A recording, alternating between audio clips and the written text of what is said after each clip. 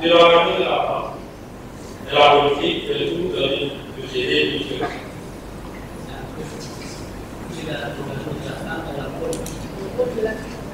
Est-ce que par exemple, à droit des candidats de parti politique dans le société de la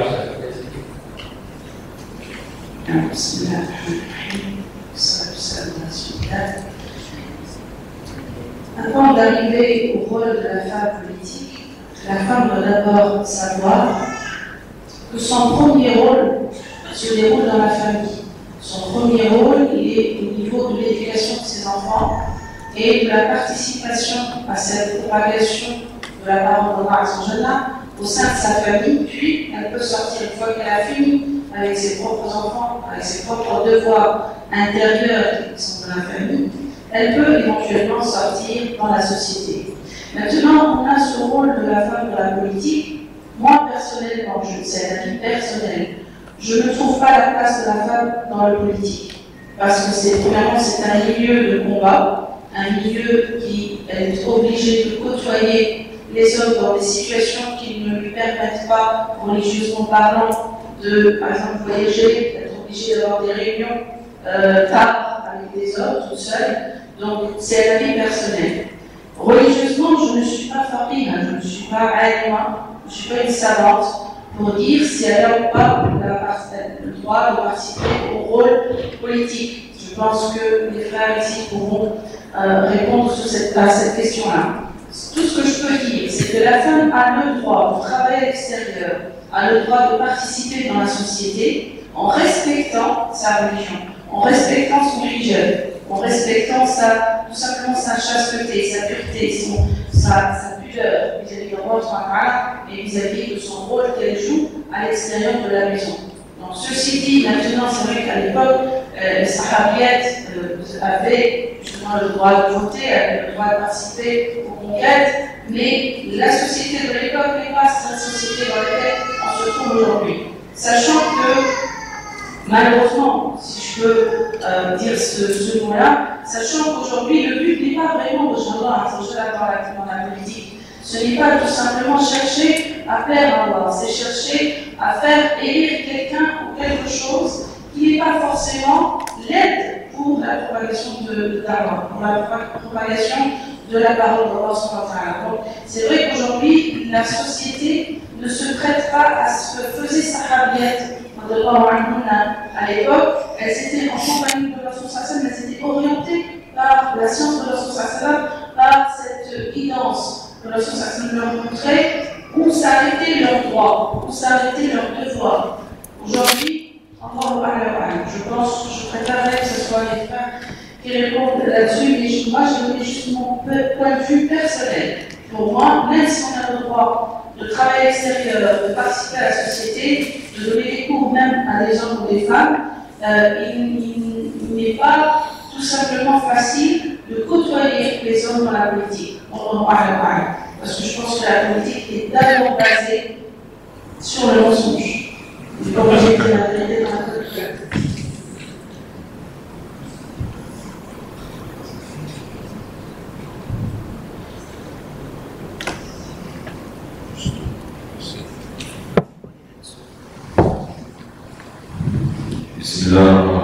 Pour compléter ce qui vient d'être dit sur cette question-là, je pense que notre sœur a bien mis en évidence une priorité concernant le rôle de la femme dans le cadre du foyer, dans le cadre de son engagement social.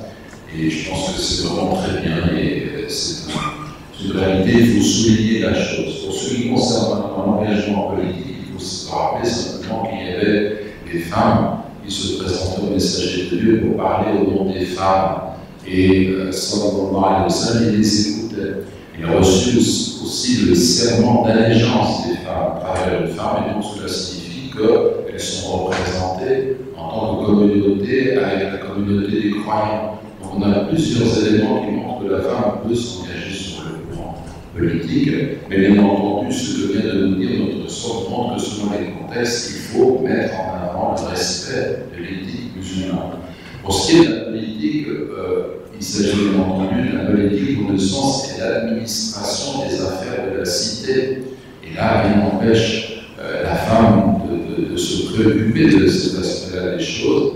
Et même, je dirais, on peut aller plus loin, parce que la politique, c'est aussi, en tant que citoyen, faire valoir qu'on a une voix, qu'on s'engage pour telle ou telle élection. Prenez le cas des musulmans qui vivent en France ou en Europe aujourd'hui.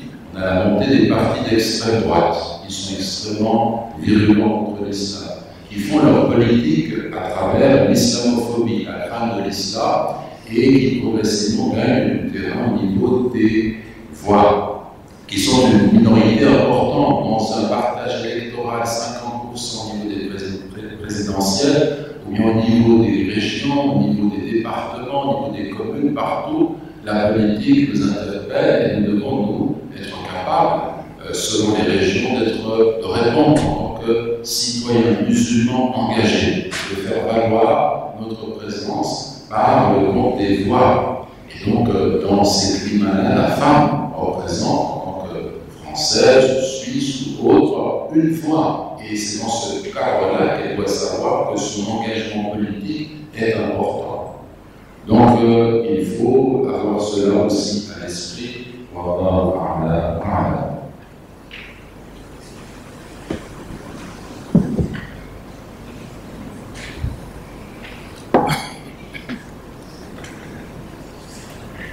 D'autres questions dans la salle?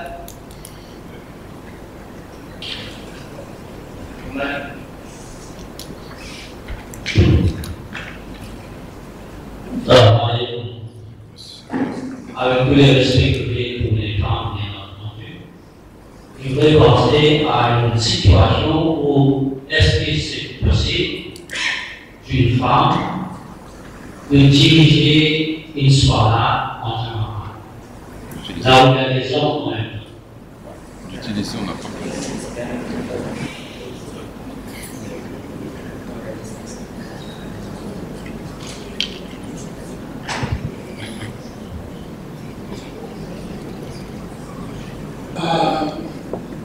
Quelle est la question, ma part? En un mot, juste répéter. C'est est-ce que la femme peut être l'imam, diriger la prière s'il y a des gens, des messieurs à leur arrière? C'est bien ça la question.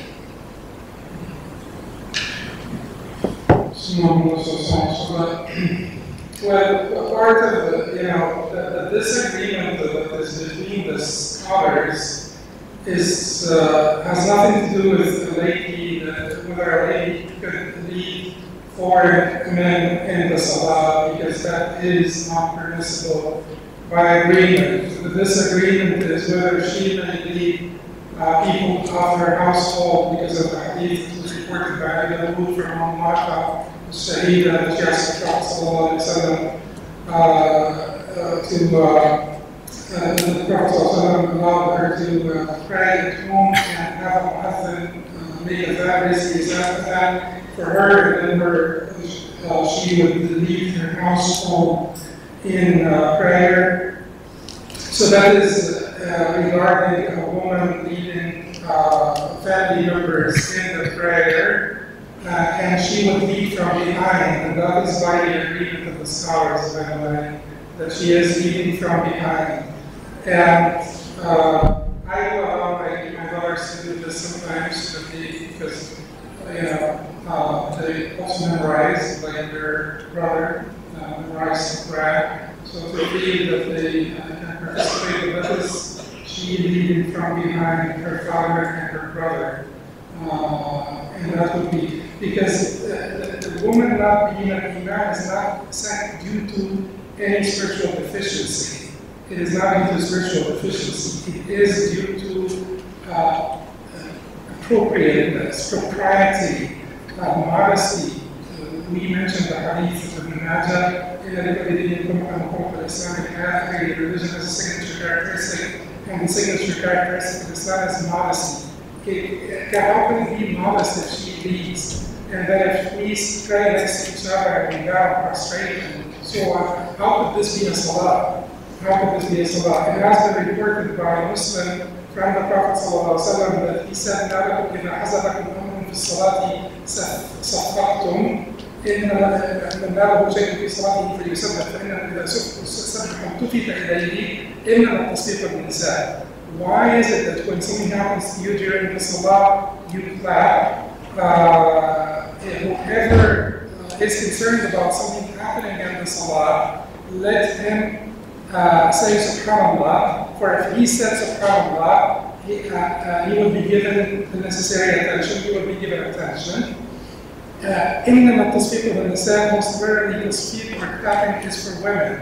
So if she is to correct the imam only by clapping and not by speaking, how could she be the imam? It's just not that. Is it properly someone, woman, and clap?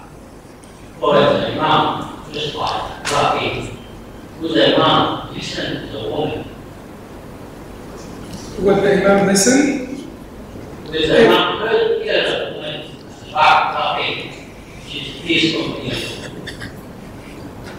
What would he hear?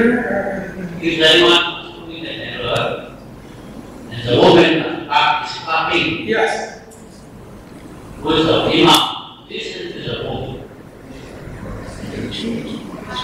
Not his voice. She's not using her voice, she is clapping. That if she clapped, then the imam should stop and figure out his mistake. He can either figure it out, get corrected by the men that are praying behind him, or just go to Ruku'ah. He doesn't have to carry on, finish the whole Quran in one rak'ah. He can just go to Ruku'ah and end it. So that's the issue. It wasn't Imam Ahmad who allowed the woman to leave the household in prayer. To leave the household in prayer. So this discussion is about the woman leaving her household in prayer. And as we said, it is not a matter of spiritual deficiency, it's a matter of modesty and propriety.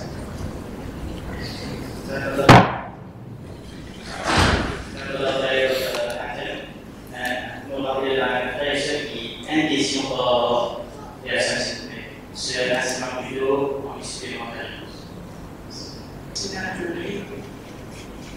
On a, je ne m'adresse pas à vous personnellement, mais je m'adresse aux gens qui pensent dans l'évolution, l'émancipation de la femme musulmane, on arrive à faire d'elle un imam pour les hommes. Je m'excuse avec tout le respect que vous avez commencé à dire, tout le respect que j'ai pour les frères qui pensent ça, ou pour les sœurs qui pensent vouloir devenir un imam. Il faut comprendre qu'Allah nous a créés différents, l'homme et la femme. Chacun, Allah lui a donné un rôle en fonction de son être, pour être complémentaire, pas adversaire. Le rôle de l'imam, c'est le rôle d'un homme. Pourquoi? Allah a créé une femme différente, la femme différente à l'homme dans certaines choses précises.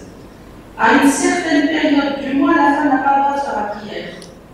Rien que pour ça, pour être juste un petit peu intelligent, de dire, cette femme qui doit faire tous les jours, elle fait quoi? Elle demande à payer un congé pour continuer à faire les jours toute l'année? Si elle est enceinte, quand elle vient mettre un enfant au monde, il n'y a pas de haya fil ilm, il n'y a pas de pudeur dans la science. La pudeur dans le din, la pudeur, al-haya fil din. قال صلى الله عليه وسلم إن لكل دين خلق وخلق الإسلام الحياء. Toute religion a un comportement. Et le comportement de l'islam, c'est la pudeur. Allah a créé la femme pas pour qu'elle soit un soldat dehors. Elle est le soldat à l'intérieur. Elle est le ministre de l'intérieur. C'est elle qui garde toute la chasteté de la famille. C'est elle qui garde tout le bien de la famille. Avec la beauté, comme on veut donner, que ce soit physique ou dans la voix. Donc si une femme récite le Coran pour les hommes, ça sert à quoi cette journée? Si une femme se met à réciter le Coran, que feraient les hommes dans la salle de prière? Simplement, il faut qu'on revienne juste à la raison. La raison, pas dire pourquoi la femme n'a pas le droit. Allah nous a donné chacun un rôle. Et dans ces rôles-là, rien que physiquement, elle est incapable de le faire. Quand Allah, je l'ai dit, concernant le témoignage, pareil, nous, on a en France, on nous attaque par ces points-là. Pourquoi la femme, pour faire témoignage, il faut deux femmes et un homme à la place d'un homme? Pourquoi? Parce que tout simplement, la femme réagit par les sentiments, réagit par le cœur. L'homme ne réagit pas par le cœur. L'homme, quand il tranche, il n'a pas de sentiment dans ses décisions. Alors, la protection par protection à Ummat Muhammad, sallallahu alayhi wa sallam, il a donné les rôles à chacun son rôle. Arrêtons d'essayer de ressembler aux gens qui sont contre le message de Muhammad pour dire qu'on donne la liberté à la femme. Je suis une femme. Je fais les conférences devant les hommes. C'est pas tous les jours de guider de cœur, alhamdoulilah, je le fais. C'est mon devoir. Malheureusement, je suis apparemment la seule en France qui est spécialisée dans le sharia, dans la aqidah. Donc, c'est pour cela que je continue, mais quand même à ne plus faire des conférences devant les hommes. Je le fais parce que pour l'instant, c'est un devoir, mais Inch'Allah, je m'en rassurerai d'être toujours avec les femmes. Notre premier rôle, c'est nous qui sommes les fabricantes des décideurs de demain. C'est la mère, c'est la femme. Si elle, si riche en homme à la maison, que ferait l'homme auprès? Il ferait quoi? Il prend retraite? Il va dans un autre... Donc, ne laissons pas... Vous savez, à l'époque, quand on colonisait un pays, on fait quoi?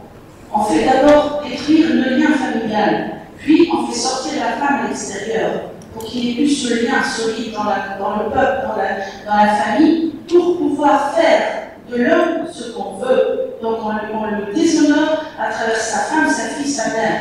Et c'est ça ce que Allah veut de nous, c'est nous protéger. Que les sœurs reviennent à leur foyer, reviennent au rôle premier dans leur foyer. Et c'est elles qui, à leur place, leurs enfants vont parler à leur place. Qu'elle éduque son fils pour qu'il soit un bon imam, qu'elle aide son mari à devenir un bon imam, mais c'est pas à elle de porter le rabbi, c'est d'arriver à dire je vais faire un jour pour craindre d'Allah à ce jeu dans nos décisions. C'est pas le tout de vouloir être émancipé. Et l'émancipation, elle est dans le taqwa, elle n'est pas dans un double à la crédibilité. Et il faudrait un seul, il y aura un imam devant monsieur, mais il va être un moufti. Et un moufti, c'est pire qu'un imam et pire qu'un juge. Et grâce à next question. Assalamu alaikum. Je n'ai pas de question, mais je peux faire des remarques. D'abord, je présente mes remerciements à la Société islamique de l'Église. C'est la première fois de mon existence que je vois qu'une femme conférencière. Et je vous remercie, chers frères. Merci.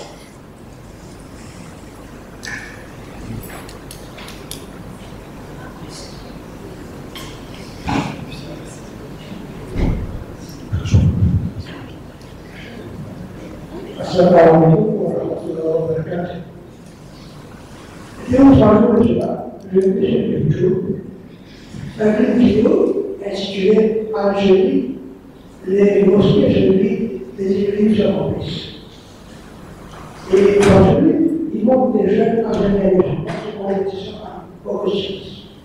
Et je voulais savoir, est-ce que c'est quelqu'un qui je pense au Péron là, ou c'est quand même ces islams qui font des choses en là pour saluer le roi des musulmans, puisque ça. Ce que j'ai compris à la télé, c'est montrer que les églises se remplissent et les mosquées se débilitent. C'est sur YouTube. C'est en Algérie. En Algérie. En Algérie. Donc, je ferai la Sima qui est d'origine algérienne.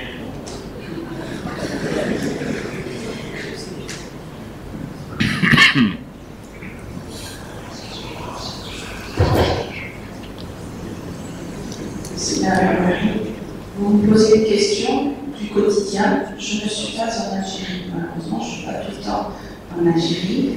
Donc, ce qui se passe, ce n'est pas vrai. Ce qu'ils disent, alhamdoulilah, grâce par rapport à tout ce qu'a vécu l'Algérie, 130 ans de colonisation, 130 ans d'effacement de la personnalité du musulman, Allah a fait qu'il y ait toujours ces graines qui ont germé sur la voie d'Allah et qui ont donné encore, alhamdoulilah, comme vous le savez, pour l'Église et les autres qui l'ont soutenu, qui l'ont suivi, qui ont connu sa science et la science. On a eu, bien sûr, la présence de Ghazali et de Rembrandt. Tout ça a laissé des traces et je peux vous assurer que ce qui se passe en Algérie, c'est pas ce qu'on dit sur YouTube. Pourquoi? C'est une campagne, d'après ce que je sais, c'est une campagne d'évangélistes. Ce sont des gens qui ont débarqué en Algérie par par un côté qui n'a rien à voir avec la religion. C'est juste pour vider justement les mosquées, mais pas dans le sens de les vider comme nous on pense vider des prières, c'est remplir leurs lieux et qui n'ont pas d'existence en Algérie. Parce qu'en Algérie, la colonisation n'a pas pu prendre dans les cœurs, elle a pris certainement dans l'entourage, dans les biens des gens, elle a pris dans l'éducation, mais elle n'a pas pris dans le cœur des croyants. Donc cette évangélisation, elle est réelle, elle existe, mais elle n'est pas autant qu'on puisse la faire croire ou comprendre au monde, puisque, alhamdulillah, j'ai été il n'y a pas longtemps, j'ai vu que, machallah, il y a beaucoup de madrasa, il y a beaucoup de sœurs qui donnent le ilm, il y a beaucoup de sœurs qui sont savantes, il y a beaucoup de sœurs qui donnent des doses même dans les maisons, alors qu'avant on n'avait pas à se réunir dans la mosquée, on n'avait pas le droit de faire tout ça. Je vois ça qui est, machallah, vraiment multiplié par rapport aux années 80, par rapport aux années 70, là où on espérait avoir da'wah dans notre pays. Mais cet effet-là, il est normal, il est vécu comme ce qu'on avait vécu déjà il y a quelques années, la pseudo-guerre interne, c'est-à-dire quand il y avait le fils, quand il y avait tout ça, c'était voulu pour justement enrayer cette islamisation de la population. Parce qu'il ne faut pas oublier que les Algériens, de par leur vécu, on a voulu les rendre français. Et on voit le résultat en France, quand les Algériens viennent en France, certains qui viennent en France veulent devenir absolument français, mais malheureusement pour eux restent toujours Algériens, toujours, comme ils les appellent certains, bougnoul. Mais le bougnoul, c'est le français qui a été appelé par l'allemand bougnoul. Donc le français donne ce nom aux Algériens, aux Arabes, plutôt, en général, au monde maghrébin. Donc ce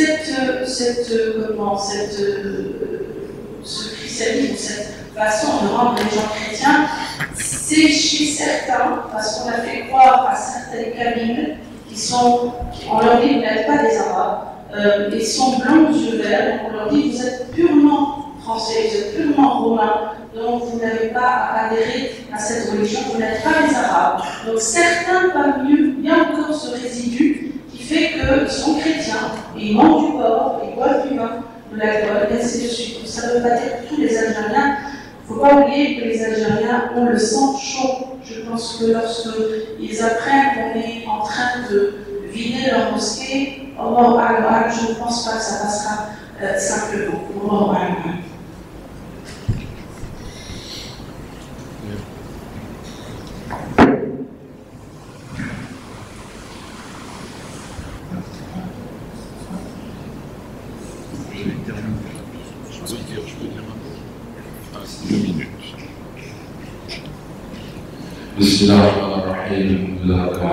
Puisqu'on dit que c'est terminé, j'aimerais simplement, pour terminer avant de conclure, vous dire peut-être 2-3 mots en 3 minutes, Inch'Allah. Ce que l'on peut retenir, en particulier ce qui a été dit et répété, c'est que nous devons rester unis. Cela signifie que nous devons ce verset-là et son sens le porter dans nos cœurs vis-à-vis de notre entourage et vis-à-vis des autres tendances, des autres mouvements, rappeler la chose pour que cela devienne un mot d'ordre entre tous les musulmans de cette île. Expliquer que ce n'est pas un choix, c'est une obligation. Il vient de Dieu, nous devons être unis pour être efficaces et pour travailler ensemble. Ensuite, on rappelait que dès qu'on par la religion, c'est le conseil sincère. C'est un hadith qui nous montre cela de façon évidente et que vous connaissez. Et vous avez aussi ce que avait dit Jabir ibn Abdillah en disant Bay'atu Rasulullah ala iqam as-salat wa ita'i az-zakat wa nushi li kulli muslim.